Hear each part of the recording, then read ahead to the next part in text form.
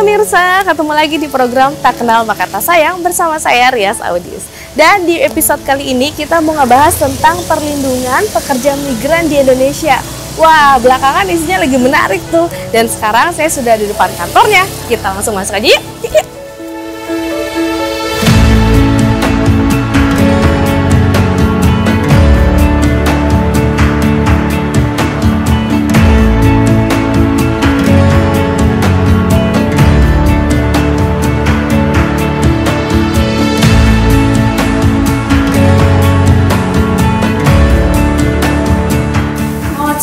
Pak Budi ya? Siang, Pak saya Rias, terima kasih loh Pak, saya udah boleh main kesini Pak. Sama-sama.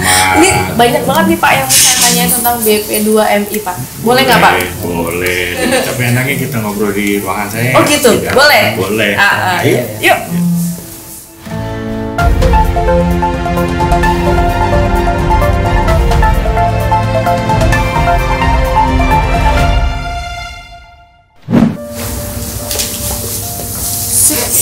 Aduh Pak, ini saya terima kasih banget loh Pak udah boleh mampir di sini. Saya memang pengen banyak banget nanya tentang BP2M ini gitu kan. Nah salah satunya pertanyaan, nanti langsung aja nggak apa-apa kan nih Pak ya?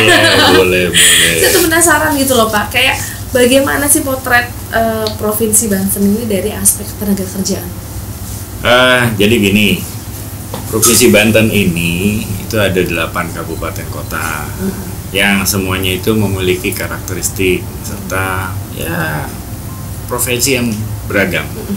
Gitu. Setiap kabupaten itu punya lapangan kerja industri, namun tidak sedikit yang bekerja di sektor pertanian juga. Ya, gitu. Ada juga di perdagangan maupun jasa. Nah, yang menjadi soal sekarang ini adalah pengangguran ini menjadi salah satu yang permasalahan di Provinsi Banten ini. Kondisi ini berbanding terbalik dengan jumlah industri yang cukup banyak juga di Provinsi Banten ini. Ya. Ini juga mempengaruhi daripada beberapa aspek seperti kompetensi SDM-nya yang belum seluruhnya dapat mengisi daripada ketersediaan lapangan kerja di dalam negeri. Di bulan November ini BP3MI Banten ini sudah melayani sekitar 15.801 PMI ya, yang melakukan verifikasi dokumen. Ya. Hanya persoalannya dari jumlah sekian banyak tadi itu sekitar 15.881 itu yang berasal dari Provinsi Banten cuma sekitar 18,34%. Itu ya, atau sekitar 2.913 orang. Nah itu kalau mau kita jabarkan lagi,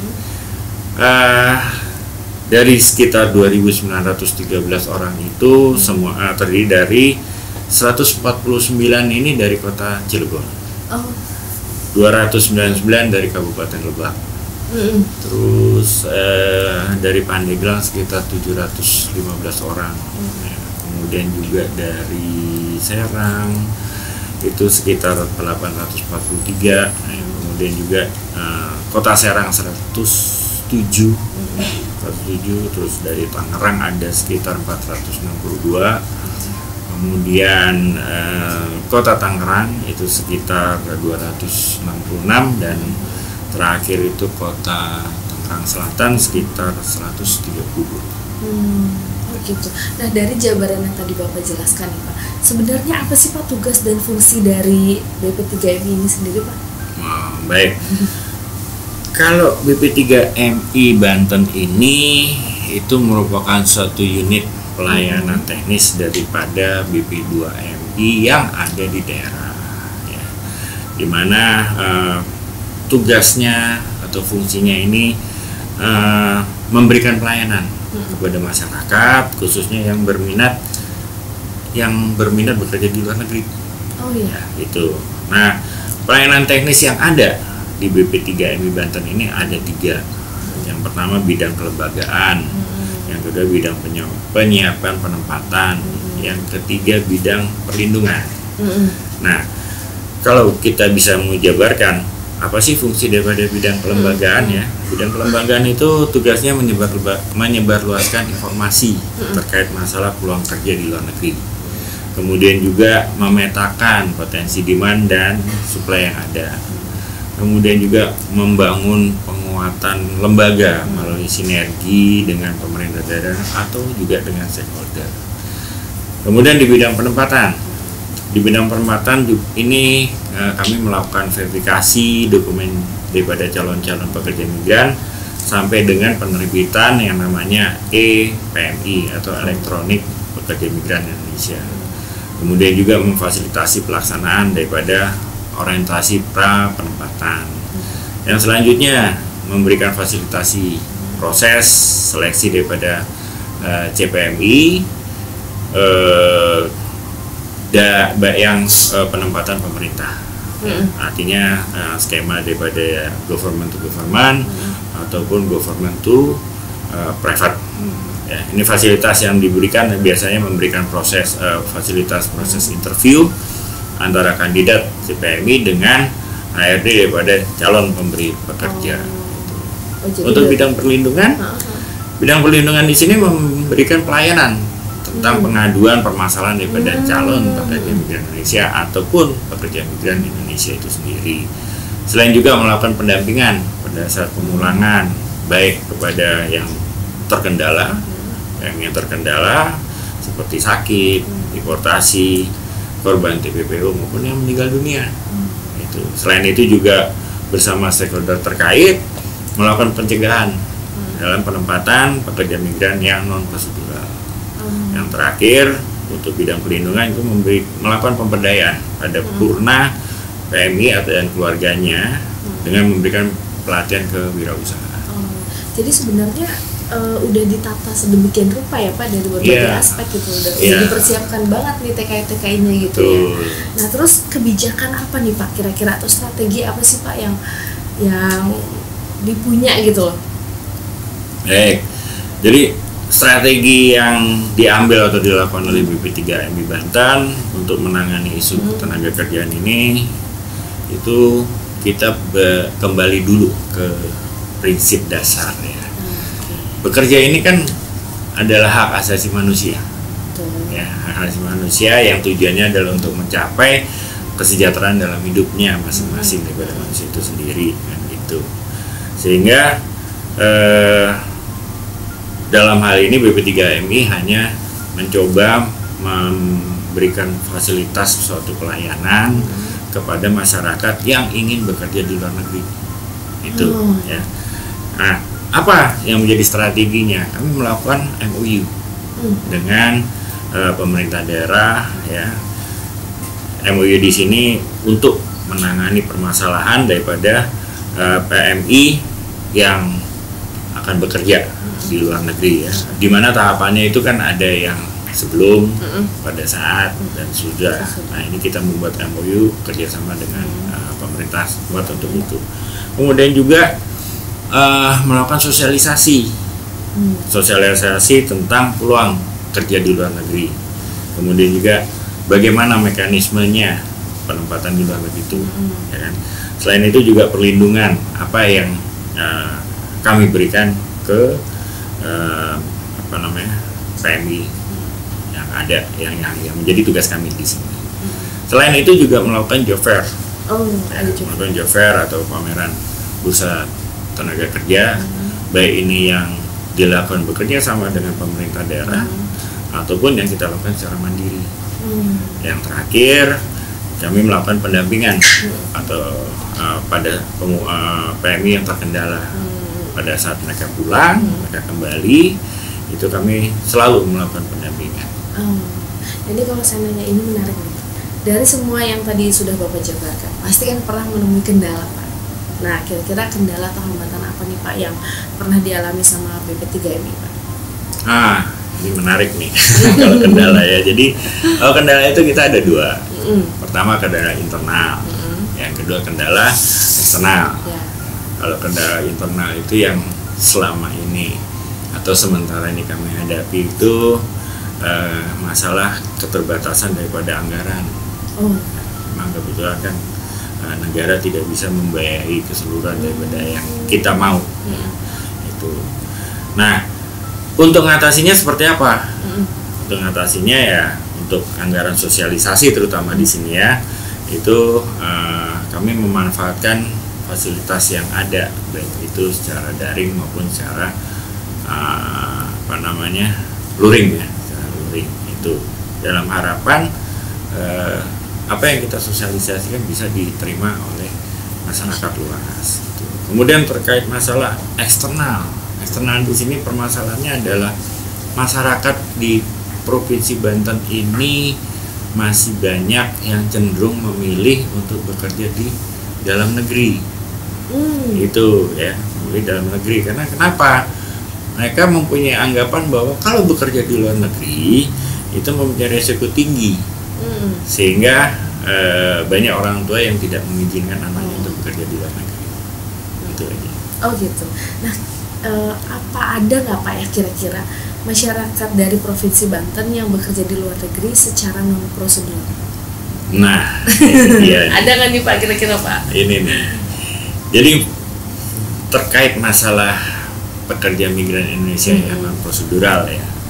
Pada prinsipnya kami ini tidak mempunyai data resmi terkait itu ya. Data resmi terkait masalah pekerja migran yang non prosedural itu biasanya kita dapat apabila ada pengaduan. Pengaduan itu yang baik dari keluarga PMI itu sendiri, dari aparatur desa, dari Disnaker, dari LSM, gitu. Ataupun pengaduan dari PMI itu sendiri yang berada di luar. Ya.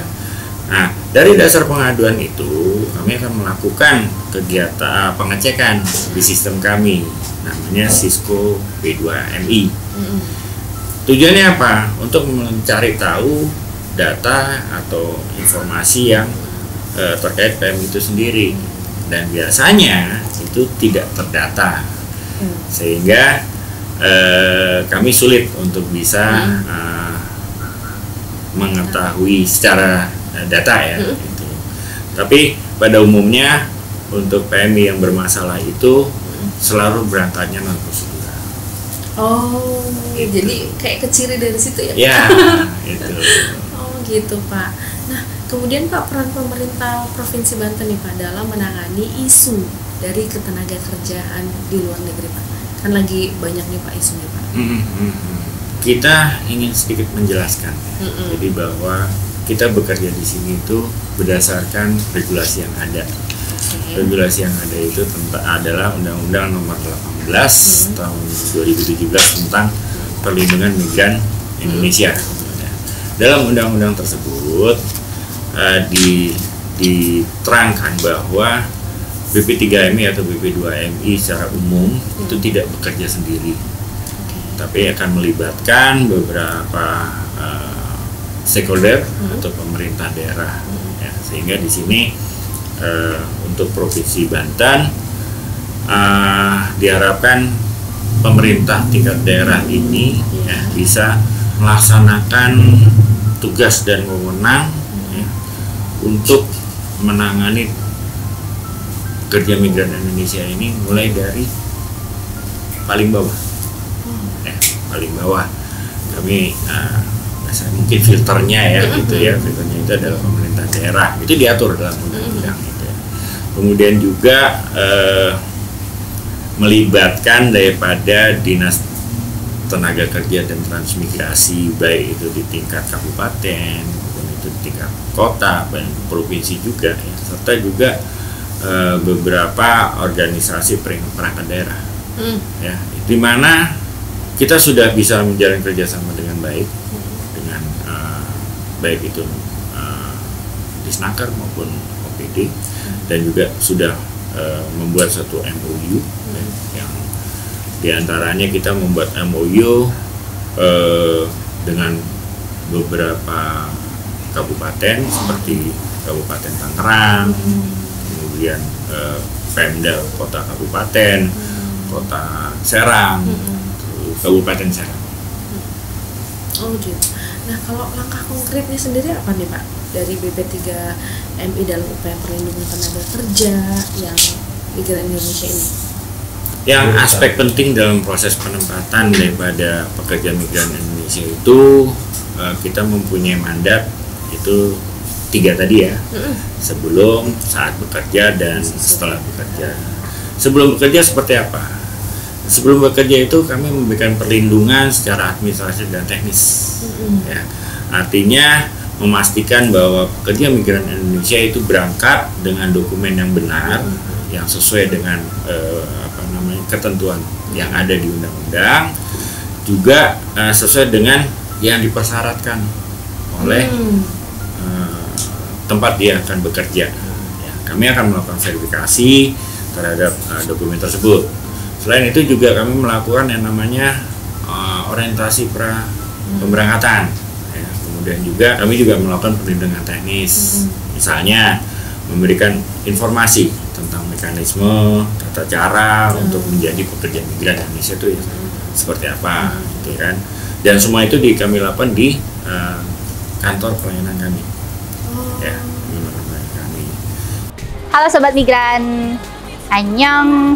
Perkenalkan, nama saya Ajeng Ayu Evirianti, umur 24 tahun, berasal dari Cilegon, lulusan dari Universitas Lampung. Saya berminat di sektor manufaktur bidang perakitan karena gajinya sangat tinggi. Saya mengikuti program J7 Korea. Saya melakukan verifikasi data di BP3MI Banten. Para petugas BP3MI Banten sangat baik, ramah, dan cepat. Bagi kawan-kawan atau bagi sobat migran yang ingin bekerja di Korea Selatan atau di Korea, dapat mengikuti program J7 Korea. Syaratnya sangat mudah, yaitu hanya 1 minat. Apabila ada pekerja migran yang ingin bertanya mengenai peluang kerja di luar negeri, bisa juga datang ke kantor-kantor kami yang ada di Provinsi Banten. Gitu. Itu pada saat sebelum bekerja.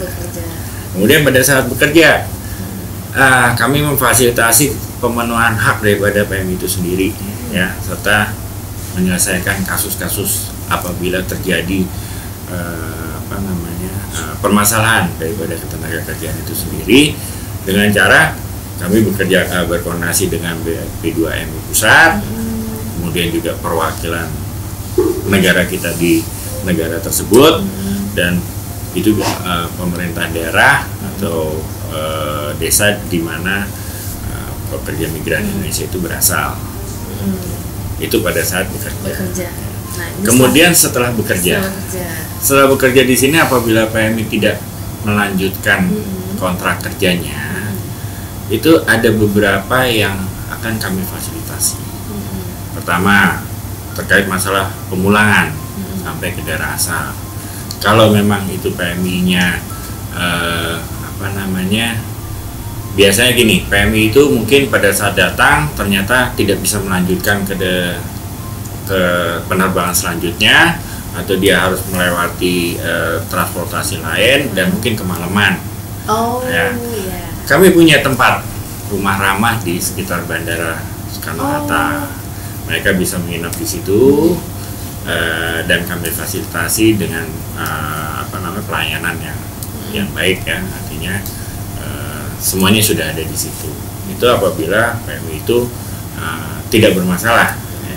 Kalau misalnya PMI itu bermasalah, kami juga tetap akan menampung di sana, dan kami akan memfasilitasinya kepulangan mereka ini sampai dengan ke daerah asal. Itu biasanya kalau yang bermasalah kan maka tidak punya biaya untuk pulang sampai ke daerah asal, itu akan kami biayai. Menurut saya perannya BPO2MTI dan Migran Care itu sangat penting bagi saya, sangat terbantu dari proses awal saya dipulangkan sampai sekarang mau dipulangkan ke daerah itu masih tetap diproses dan dibiayain sama mereka. Selanjutnya juga terkait masalah kepengurusan PMI yang sakit. Pada saat dia pulang dan kondisinya sakit, itu kami akan memfasilitasinya dengan bekerja sama dengan KKP di bandara, yang nantinya dari memastikan sakitnya seperti apa, apakah sama seperti yang dilaporkan dari negara dia bekerja. Kemudian nanti apabila memang harus dirujuk, akan kami rujuk ke rumah sakit yang sudah ditunjuk. Ya, itu. Selanjutnya juga terhadap PMI yang meninggal. ya, meninggal, artinya itu semua akan kami urus. Pada saat dia datang sampai di kargo, kalau memang dari pihak keluarga ada yang menjemput, kami akan urus pengeluarannya, proses pengeluarannya dari kargo sampai dengan kita serah terima ke keluarga tersebut, atau juga nanti kita bisa antar ke daerah asalnya.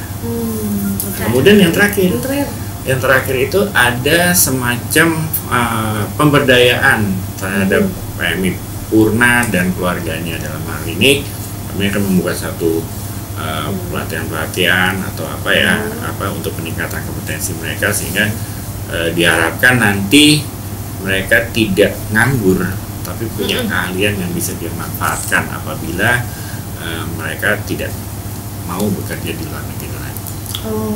Jadi udah ditata sedemikian rupa ya, dari keberangkatan, dari bekerja sampai kepulangan aja tuh masih dikasih semacam pelatihan. Kalau nggak mau nerusin dia nggak nganggur punya.